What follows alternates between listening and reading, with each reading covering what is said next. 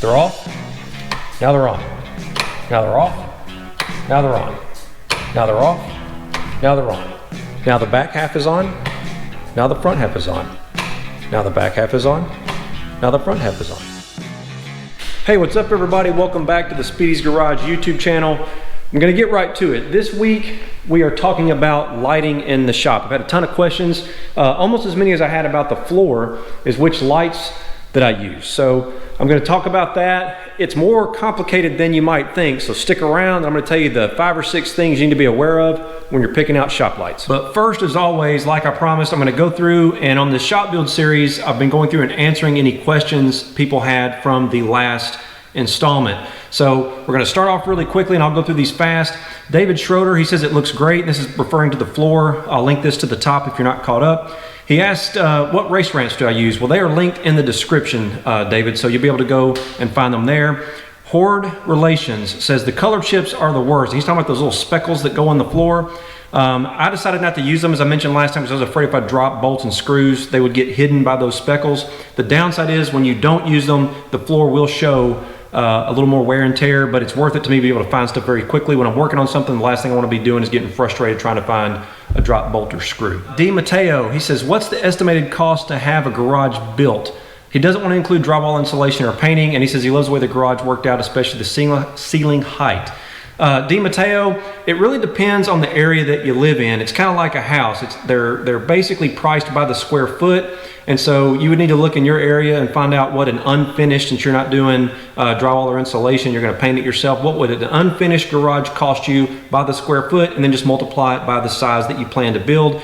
Mine included a couple of extras like the soundproof closet, as well as the plumbing in the bathroom. That added quite a bit of cost, and I almost didn't do it because of that. But in the end, I decided to go for it, and I'm thankful that I did. I can't tell you how many times that bathroom and sink area have come in really, really handy. Jeff B asks if I have plans for a lift. I do have provisions. The concrete, like I mentioned way back when we did the concrete installment, and the electrical include provisions, as well as the ceiling for a lift to go in. I just honestly haven't needed one yet, and I'm almost getting spoiled by the room. And so I don't know if I put the 2-post lift in, if I'd be disappointed that I had to give up some of my floor space. I could move the Hellcat around, go over there and get in between the posts, but I've kind of gotten spoiled by the open space in here, so kind of TBD on that. Red Eye Racing says it looks awesome. Thank you, sir. B-Dog Jr., who watches a lot of my videos, appreciate you, buddy. He says, awesome, the floor is holding up well after 4 years. He wants to do a vinyl tile garage floor in checkerboard black and white one day. I think that would look really, really cool for like a man cave.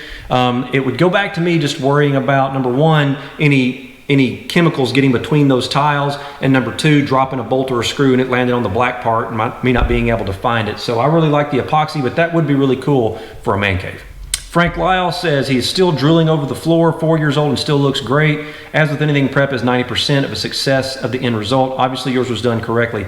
I was lucky to have friends, like I mentioned last time, that really took care of me on the floor prep. It did turn out awesome. I'm super, super happy with it. Dale Meyer says, looks great. What brand of epoxy did you go with? Well, Dale, I hired a company to actually come in and put down the coating they recommended. So it just came in big 5-gallon buckets and they actually mixed it up outside. So I don't know the brand. It was just an industrial company that does like your fire hall and maybe large garages like at a car dealership or something like that. So whatever they used, and it's worked out pretty good. PWPT6, where did you get the wall-mounted tire rack? I need one of those for my drag radials. I believe I left you a comment back, PWPT6, and I left you a link to where I got mine. NorCal SRT, who also follows along a lot, he says, love the channel, would love to know about the lighting setup you have in the garage. I'm in the middle of building my home with a 4-car garage and think I'm settling on LED high bay units. Well, NorCal SRT, hopefully you're watching because I'm gonna go over shop lights today. Cato Lee, I'll be sure to show my neighbor this video. He bought a kit from Home Depot and hired a handyman to install it. This was done in May. He saw the floor and it looked good. I saw him the other day and he said he was having hot tire pickup issues. That's the challenge. That's why I didn't want to do it myself. And my buddy who preps concrete, he told me do not go that route, that he diamond grinded more floors than he could count, where he had to peel the floor back up. So I had it professionally done and it's held up really, really well. Corey Suttles says he's excited to see the series is back. Well, Corey, you're welcome. I enjoy doing these. I've got a couple more things in mind I'm going to show you guys that I did. Today is lighting, like I mentioned. NHRA 7110. Agree with everything you said about the floor. He went with the flake doesn't regret it. He says it does make it hard to find dropped items, but it does do a great job of masking wear and tear. My floor is lifetime warranted. My company has come out several times to repair minor spots. That's really good news that yours was lifetime. Yours came with a lifetime warranty. This was kind of a buddy-buddy deal that I worked out with a company that doesn't normally do residential. I'll call them as a last resort. I'm still trying to fix a little chip spot that I ended up with. Jet Tech 1041, great video explaining the floor process and why you went with what you did. Cheers. Hey man, I appreciate you and I look forward to seeing you at Challenger Fest in the spring. Patrick Miller, thanks for the love. You're welcome, sir. Thank you for the gear. Overpar 73. Speedy, so glad you finally went over the floor coating. All information was very helpful. As far as a small floor chip, I would look at maybe some Flex Seal. I don't know if that'll work out too good, to be honest. Flex Seal, you know, it's just a rubber material. I think it'll peel up pretty easy. I really need to get back and find just a small can of the epoxy that matches what I've got. Weekend Climber, good information. Been waiting for the rest of the series. Hashtag Dream Garage. It really was Weekend Climber. I spent, I don't know, 15 years really kind of coming up with what I wanted. When I had the house built on this piece of land, I chose this property specifically so I could build a shop on it. And it took me about 5 or 6 more years to actually get to the point where we could start. Just kind of plugging away until I was able to get it done. And I've been really, really happy. I love spending time out here. Mitch Fleming says he installed the same air system in his nephew's shop. Easy install, used conduit clamps instead of clips. That's actually a really good idea. So I did the Max line. There's a video on that I'll link to the top too. And it came with little clips, but the conduit clamps would probably work out pretty good. So that's it for the comments. Let's get on to today's video. I wish I could tell you that lighting was easy. Unfortunately, I had to do a lot of research, and I learned my lesson on the attached garage when I just had the builder. They asked me what kind of lights I wanted, and I said, well, I just want fluorescent lights. They said, how many do you want? And I kind of counted up the quantity that would fit out there that I thought would be enough, and I told them 6. Well, it's a 3-car garage, and unfortunately, it's always been kind of dim. And I noticed when I worked out there, I was always struggling to see things, and I would have to have extra task lighting literally on the spot that I was working. So I kind of learned my lesson from that, not just to leave it up to the builder, because they're just going to walk into the local commercial supply house or local builder company or whatever and just grab whatever the commercial contractor grade stuff is and slap it in the house. For the shop, I was very specific. I went out to some of the hardware stores and I walked the aisles looking at lights that I liked. The color is important, so keep that in mind too. LED, if you go that route, I went with T8 fluorescence and even T5 fluorescence. They all have a color temperature is what it's called, and it's the wavelength, I think I got this right, not a scientist. I think it's the wavelength of the light, and it will be a different color depending on the color temperature. What you're gonna be looking for if you want a warm light, and I'll give you an example. When I'm on like my workbench, I like the light to be a little more warm. And so this is an LED bulb that I've got mounted with magnets underneath this shelf. It's got a switch on one end. That's about 3,500 to 4,000 Kelvin is how it's measured. So that's color temperature, 3,500 to 4,000. You can see the shop lights are much brighter white, and they're what's called daylight. And the daylight color temperature is 6,500. So that's what these are. They are Philips Alto T8 fluorescence. And I got a funny story I'll tell you about how I ended up with those. The time I built the shop, I did consider LED. I was thinking about efficiency and keeping the electrical bills lower. And I was thinking, I'm gonna be here a while, long term. Number one, if I was going to invest in this property and build a shop like this, I intend to be here a while, and I was thinking I'm going to get older and my eyes aren't going to be as good, and as you age you need more light. And I did some research on this too. You need more light to see things clearly, and I wanted to make sure I had plenty of light for down the road. So I did consider LED. Unfortunately, at the time I built this shop, the LED fixtures were pretty expensive. I don't know how much they are today. I haven't done much research on them lately because I've got what I needed. But the fixture that I wanted that would hardwire in, I'm gonna try to do it from memory and say they were about 60 bucks a piece. I went in and got it's a 4 bulb fixture, and I bought those, or I had the builder get them. I told them the ones I wanted and the specific ones I wanted from the store I wanted them from, and I made sure they didn't upcharge me. 4 bulb fixtures, and I used an online program to actually determine how many I would need. And light is measured in a couple of different ways. Here in the United States, a lot of times it's measured in either foot candles or lumens. And I think across the pond they call it lux. The difference is, I'll tell you what a foot candle is first. If you light a foot candle is the brightness of that candle from 1 foot away. So that's 1 foot candle. It'll light up 1 square foot piece of paper, I guess you could consider it, or 1 square foot of something. It'll light that up. That's 1 lumen. That's 1 foot candle. That also equals 1 lumen. Across the pond, they call them lux, I think, and it's the same measurement, only it uses a meter and a square meter instead of a foot and a square foot. The United States still uses the old system, is what it is. So I used a computer program and I did some research, and I've made some notes here. When you start talking about light, you need to consider the foot candles from the work surface. And so let's say you're talking about a kitchen where you're going to do food prep. They say that you want it to be about 80-foot candle. That's so you can see the food and do what you need to do. Task lighting is kind of the same way. If you're talking about a lab, like a professional lab, it's about 100-foot candles. So I use that number. I was considering this place is going to be kind of like a lab, and so I went into this program, and I'll give you the website. It's visual-3d.com. I'll link that down here. Visual-3d.com.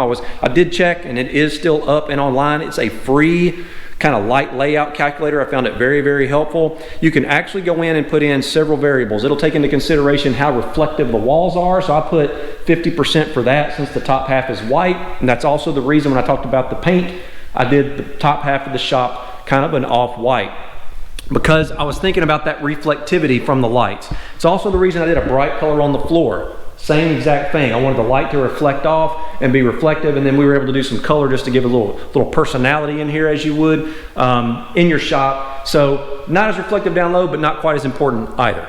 And so back to what I was saying about LED versus fluorescent.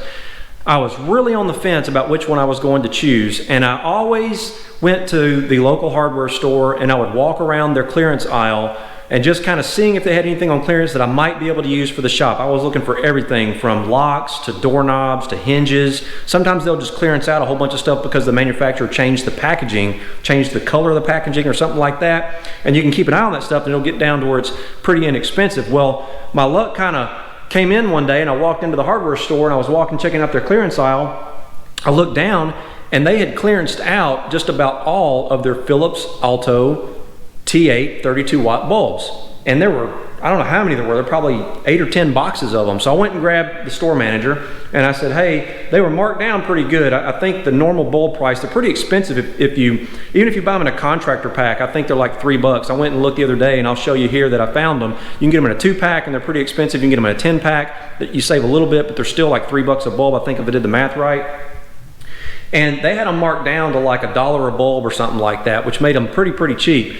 I told the store manager, hey, I'll just give you 50 cents a bulb right now and buy everything you got. And he was like, okay, because he wanted them out of the way. So that's how I ended up with all the bulbs in the shop, made it super cheap. I was able to take that money and put it somewhere else. And I've got, I don't know, 20 or 30 spares in the attic, so that when these bulbs actually do eventually start to burn out, I'll have spares.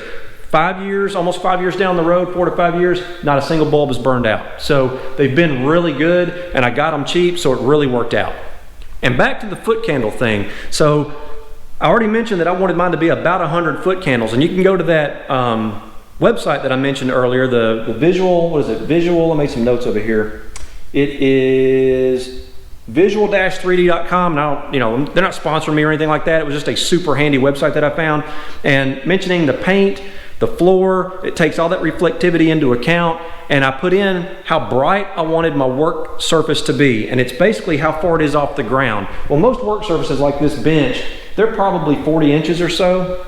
Well, I used 36 inches, so a little bit lower than my normal work surface would be, to make sure I got it bright enough. And then I told it how many lights I needed. It was length and width, and you can go online and check it out, but it will calculate how many fixtures you need. And I think it even had the brand and of the fixture and the bulb that I was going to use with the diffuser. I did use the diffusers over the lights so that they would kind of soften the light just a little bit and spread it out a little bit more. It takes that into account too. So a pretty sophisticated little online program that's free to use. And it told me what my lighting layout would need to be, told me where to place the lights to get the most even spread of light at the 95-foot candle that I had stipulated in the settings of the program.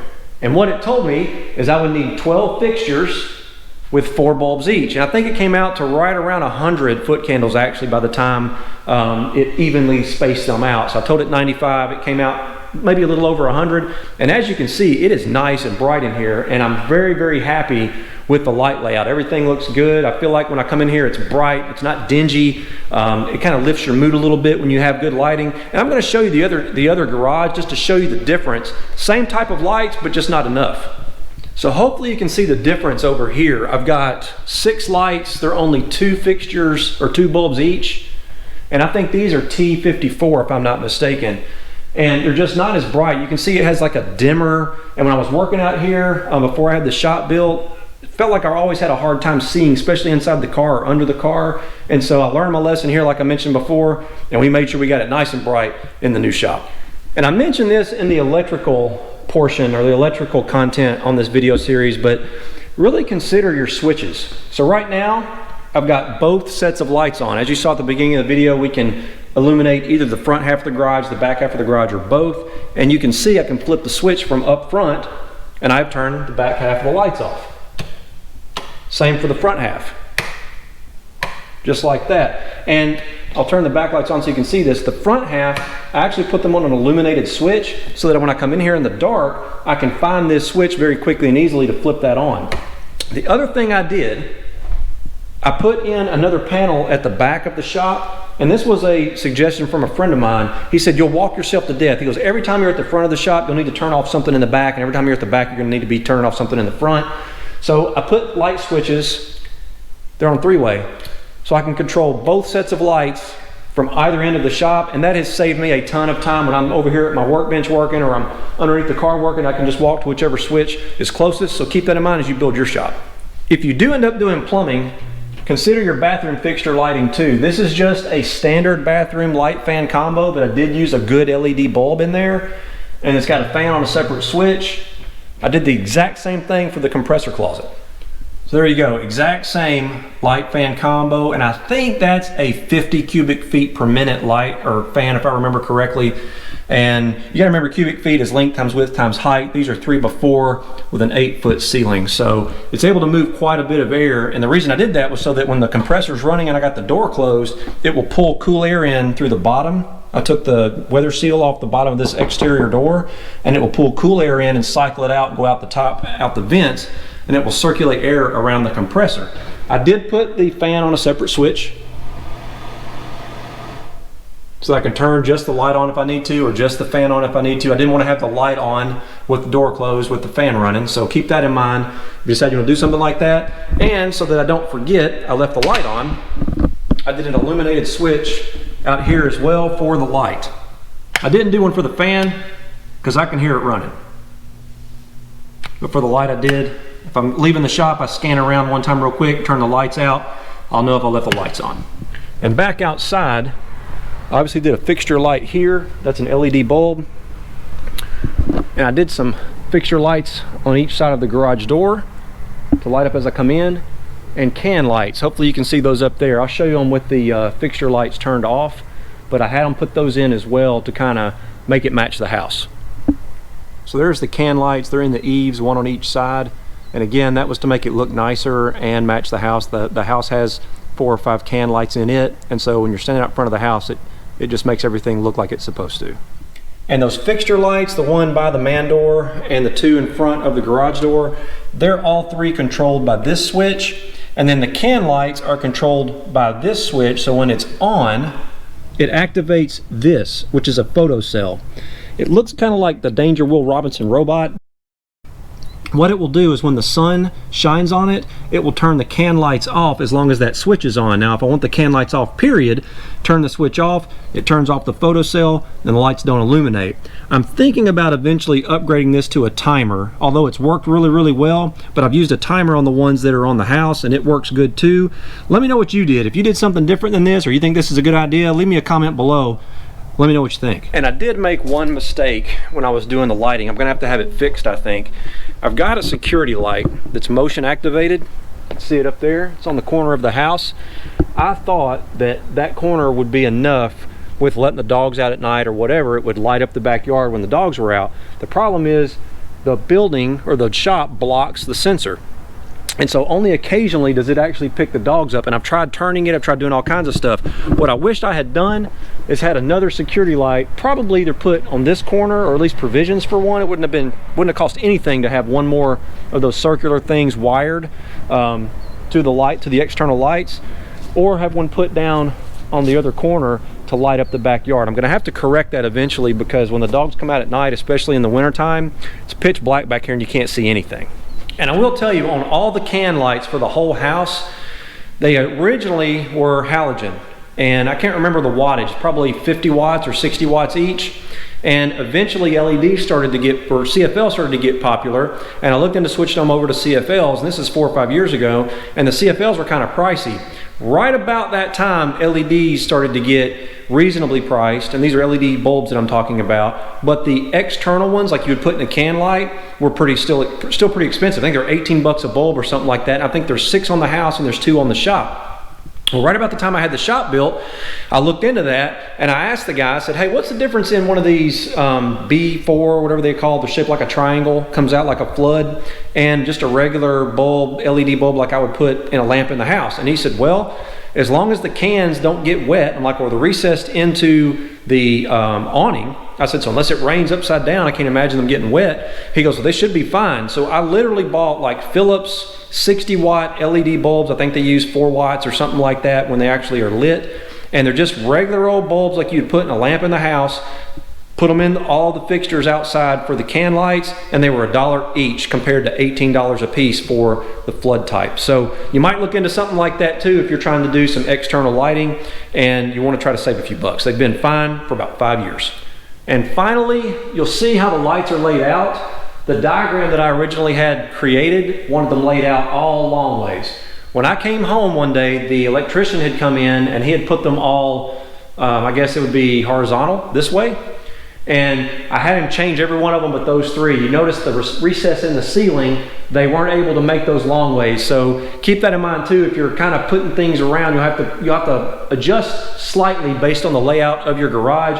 The garage door opener obviously has its own bulb for when I pull in and out, and I had to put a 100 watt bulb in there. It's a 100 watt equivalent LED because the ceiling's so high, but it is enough to light the garage up pretty good when I'm pulling the car in and the lights aren't on. But the point is, I had to lay those out horizontally where all the rest were vertically, and another one right there by the little pull down ladder for the attic. We had to turn that one too, but as you can see, it still gives pretty even light distribution, so no problems. All right, so that's it for this week. Be sure to check us out on Instagram if you haven't already. It's at Speedy's_garage, as well as our website, www.speedysgarage.net. Don't forget to leave me your questions below. I will answer them when we do the next installment of the shop series, and hopefully I will see you out there.